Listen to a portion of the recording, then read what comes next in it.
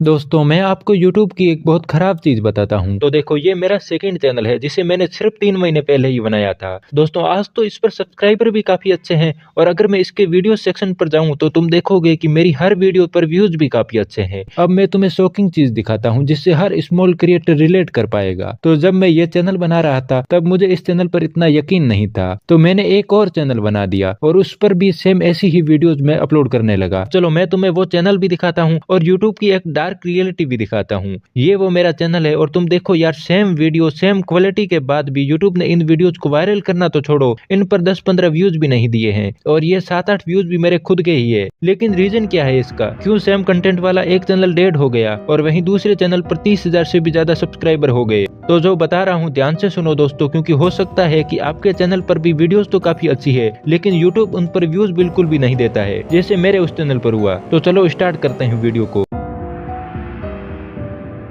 अब अगर तुम्हें ये लग रहा है कि मैंने वो चैनल सिर्फ 3 महीनों में ही ग्रो किया है, तो दोस्तों इसकी सच्चाई कुछ और है। सच्चाई ये है कि मैंने चैनल को ग्रो तो 3 महीनों में ही किया है, लेकिन इन 3 महीनों के पीछे मेरी कई सालों की बर्बादी छिपी है। क्योंकि मैं यूट्यूब पर पिछले 2 सालों से हूँ और इन 2 सालों में मेरा एक भी चैनल ग्रो नहीं हुआ और इसके पीछे का एक ही रीजन है और वो है यूट्यूब टिप्स की वीडियोस देखते रहना। मैं पूरे दिन मनोज दे, डिकोडिंग वाईटी, ट्यूब सेंसेई जैसे यूट्यूबर की यूट्यूब टिप्स की वीडियोस देखता रहता था और हमेशा ही ये सोचता था कि मुझे कोई ना कोई ऐसी सीक्रेट ट्रिक मिल जाएगी जिससे मैं अपने चैनल को ग्रो कर लूंगा। लेकिन दोस्तों चैनल तो ग्रो हुआ नहीं, पर कैसे 2 साल निकल गए पता भी नहीं चला। तो अगर आप भी पूरे दिन डिकोडिंग वाईटी, मनोज दे और ट्यूब सेंसेई की यूट्यूब टिप्स वीडियोस देखते रहते हैं तो मैं गारंटी देता हूं कि आपके 2-3 साल तो बर्बाद होने तय है। अब बात ये आती है कि मैंने यूट्यूब टिप्स की वीडियोस देखनी कैसे छोड़ी और अपना वो चैनल ग्रो कैसे किया। तो देखो एक दिन काफी परेशान होकर मैंने कुछ खुद से कड़वे सवाल पूछे और जब मुझे उनके जवाब मिल गए तो मेरे लिए यूट्यूब का ये पूरा माया जाल क्लियर हो गया और फिर अगले कुछ ही महीनों में मेरा चैनल भी ग्रो हो गया।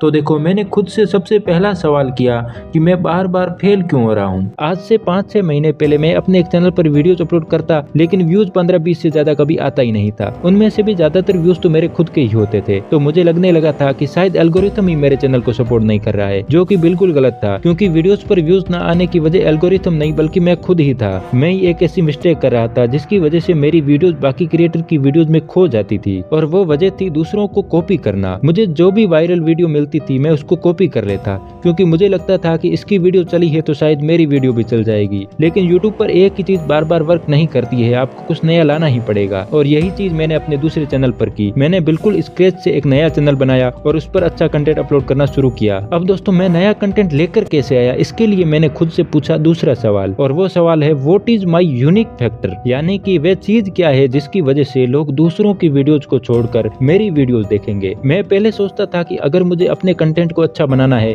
तो मुझे एडिटिंग को हाई लेवल पर ले जाना पड़ेगा। मुझे लगता था कि एडिटिंग ही एकमात्र चीज है जो आज के टाइम में यूट्यूब पर चैनल को ग्रो कर सकती है। लेकिन दोस्तों मैं गलत था, क्योंकि आज के टाइम में लोगों के पास पीसी और लैपटॉप है भाई, उन्होंने कोर्स कर रखा है एडिटिंग एनिमेशन का, तो मैं उनसे कम्पीट कैसे करूंगा। और इसी वजह से मेरा वीडियोज उनकी वीडियोज में खो जाता था। तो मैंने अपने सेकंड चैनल पर एडिटिंग के अलावा उन चीजों पर ध्यान देना शुरू किया जो मेरा यूनिक फैक्टर था। जैसे कि मुझे लगता था कि मेरी वॉइस बहुत धीमी है तो मैं अपनी वॉइस को थोड़ा फास्ट और हाई पिच पर ले जाऊंगा, क्योंकि आज के टाइम में हर कोई फास्ट वॉइस ओवर कर रहा है। लेकिन दिक्कत यह थी कि मेरी वॉइस फास्ट है ही नहीं, मेरी वॉइस धीमी ही है। मैंने काफी लोगों से सुना है कि मेरी आवाज काफी शांत है, तो बाद में मैंने अपनी वॉइस को फास्ट करने की बजाय थोड़ा लो पिच पे ही रखा और एडिटिंग भी बिल्कुल वॉइस के मुताबिक ही करनी शुरू कर दी। और मैंने अपने उस सेकंड चैनल पर सबसे बड़ी जो चीज की वो थी कि एडिटिंग की बजाय मैंने अपने कंटेंट और वीडियो आइडियाज पर फोकस करना शुरू कर दिया और यही मेरा यूनिक फैक्टर बना और इसी वजह से मेरा पहला वीडियो ही बहुत ज्यादा वायरल हुआ और ऐसे ही बाकी के भी सभी वीडियो धीरे धीरे वायरल होने शुरू हो गए। लेकिन दोस्तों ये सब तो मैंने बहुत बाद में सोचना स्टार्ट किया। इससे पहले भी एक और सवाल था जिसके जवाब ने मेरे यूट्यूब के प्रति पूरी सोच को बदल दिया और वो सवाल था why I am coming on YouTube, यानी कि मैं यूट्यूब पर आ ही क्यों रहा हूँ। पिछले 2 सालों से मेरे दिमाग में यही था कि यूट्यूब पर मैं बहुत ज्यादा पैसे कमाऊंगा और यूट्यूब पर आने का मेरा ये एकमात्र रीजन था। लेकिन इन पैसों के लालच की वजह से मैंने ये कभी सोचा ही नहीं कि पैसे के लिए तो और भी बहुत सारे लोग आएंगे, तो मैं उनसे कम्पीट कैसे करूंगा। देखो, हम स्मॉल यूट्यूबर्स हमेशा यही सोचते हैं कि मैं कोई दिमाग लगाकर ऑडियंस को बेवकूफ बना दूंगा और उनसे सब्सक्राइब करवा लूंगा और बाद में खूब पैसे कमाऊंगा, जो कि सबसे बड़ी गलती है, क्योंकि आज के टाइम में सब स्मार्ट है, कोई बेवकूफ नहीं है। अगर तुम्हारे कंटेंट में वैल्यू नहीं है तो लोग तुम्हें नहीं देखेंगे भाई। तुम सिर्फ पैसे कमाने के लिए यूट्यूब पर आओगे ना तो तुम खो जाओगे, क्योंकि यूट्यूब पर ऐसे ऐसे लोग बैठे हैं जिनके अंदर यूट्यूबर बनने की क्वालिटीज कूट कूट कर भरी हुई है। तो तुम्हारे 2-3 साल भी बर्बाद हो जाएंगे और तुम कोई दूसरा काम करने के लायक भी नहीं रहोगे, क्योंकि 2-3 साल बाद तुम्हारी पढ़ाई भी खराब हो चुकी होगी। तो अगर तुम्हारे पास यूट्यूब पर आने का कोई अच्छा सा आंसर नहीं है तो तुम यूट्यूब पर मत आओ, क्योंकि आज के टाइम में तुम्हारी एडिटिंग कितनी भी अच्छी हो, तुम्हारा वॉइस ओवर, स्क्रिप्टिंग सब कुछ अच्छा हो, फिर भी यूट्यूब पर ग्रो करना बहुत डिफिकल्ट है, क्योंकि कंपटीशन बहुत हाई लेवल पर है। तुम कितनी भी अच्छी एडिटिंग, वॉइस ओवर कर लो, तुमसे 1000 गुना अच्छी करने वाले लोग बैठे ही है। और दोस्तों, मैंने ये सब कड़वे सवाल जब खुद से पूछे तो मुझे एक जवाब मिला, और वो जवाब ये था कि भले ही बहुत ज्यादा कंपटीशन है, लेकिन आज भी एक ऐसी चीज है जो अगर आपके पास है तो तुम हर उस क्रिएटर को बीट कर सकते हो जिसकी एडिटिंग आपसे 1000 गुना अच्छी हो, और वो चीज है ग्रेट वीडियो आइडियाज। देखो, आप अपनी एडिटिंग को अपने एक्सपीरियंस और हार्डवर्क से धीरे धीरे सुधार सकते हो, वैसे ही आप धीरे धीरे वॉइस ओवर को भी अच्छा कर सकते हो, एक्सपीरियंस से आप स्क्रिप्टिंग भी अच्छी कर सकते हो। जो भी चीज एक्सपीरियंस से और हार्डवर्क करके सुधारी जा सकती है, हमेशा ही सिर्फ उसमें ही कंपटीशन होता है। लेकिन आइडियाज हार्डवर्क करने से नहीं आएंगे, आइडियाज तो आपके दिमाग की उपज है, तो इसमें कंपटीशन ना के बराबर होता है। आज के टाइम में अगर ग्रो करना चाहते हो तो बाकी सभी चीजों की बजाय आइडियाज पर ध्यान दो। अच्छे आइडियाज को यूट्यूब भी बहुत ज्यादा बूस्ट करता है, क्योंकि अच्छे वीडियो आइडियाज से यूट्यूब को 2 फायदे होते हैं। एक, प्लेटफॉर्म की वैल्यू बढ़ती है, क्योंकि अच्छे आइडियाज से लोगों की लाइफ में वैल्यू एड होती है, और उस ऐप की ऑथेंटिसिटी बढ़ती है। जैसे आज यूट्यूब जैसे कई और भी बहुत सारे ऐप है, जैसे इंस्टाग्राम है, पहले टिकटॉक था, यानी अभी भी बाहर है, फेसबुक है, लेकिन किसी की भी यूट्यूब जितनी वैल्यू नहीं है, क्योंकि वहाँ पर वीडियो आइडियाज से कोई मतलब नहीं है। और इसीलिए आपने नोटिस भी किया होगा कि कुछ वीडियोज की ऑडियो बहुत खराब होती है, थंबनेल भी खराब होता है, लेकिन फिर भी वो वीडियोज बहुत ज्यादा वायरल होते हैं। इसके पीछे की वजह होती है उनकी वीडियोज का आइडिया। अब यूट्यूब को आइडिया से दूसरा फायदा ये होता है कि अच्छे आइडियाज वाले वीडियो लंबे टाइम तक चलते हैं, क्योंकि उसके बारे में बाद में भी लोग सर्च करते हैं। इससे यूट्यूब को लंबे टाइम तक पैसा मिलता है, और इसीलिए ऐसी वीडियोज को यूट्यूब बहुत ज्यादा वायरल करता है। दोस्तों, ग्रेट वीडियो आइडियाज किसी भी सक्सेसफुल चैनल की बैकबोन होती है, लेकिन अच्छे आइडियाज लाए कहाँ से फाइंड करे? तो इसके लिए आप अपनी नीश में ट्रेंड्स की रिसर्च करो और ये देखो कि कौन सा कंटेंट अभी मिसिंग है। गूगल ट्रेंड्स का यूज करो, यूट्यूब सर्च बार का यूज करके पॉपुलर टॉपिक फाइंड करो जो तुम्हारी ऑडियंस को पसंद हो और तुम्हारा यूनिक पर्सपेक्टिव दिखाए। जितने ज्यादा क्रिएटिव और रिलेवेंट आइडियाज होंगे, उतना ही ज्यादा चांसेस होंगे कि तुम्हारे वीडियोज ऑडियंस को अट्रैक्ट करेंगे। अब ये सब चीजें तो चैनल को ग्रो करने से पहले की थी, लेकिन मेरा चैनल तो बिल्कुल नया था, तो मैं अपनी पहली वीडियो पर व्यूज कैसे लेकर आया और मैंने चैनल को स्टेप बाय स्टेप ग्रो कैसे किया। इस टॉपिक पर भी अगर आप एक वीडियो चाहते हैं तो आप कमेंट में पार्ट 2 लिख दो। आपके अगर कमेंट ज्यादा आए तो मैं जरूर लेकर आऊंगा।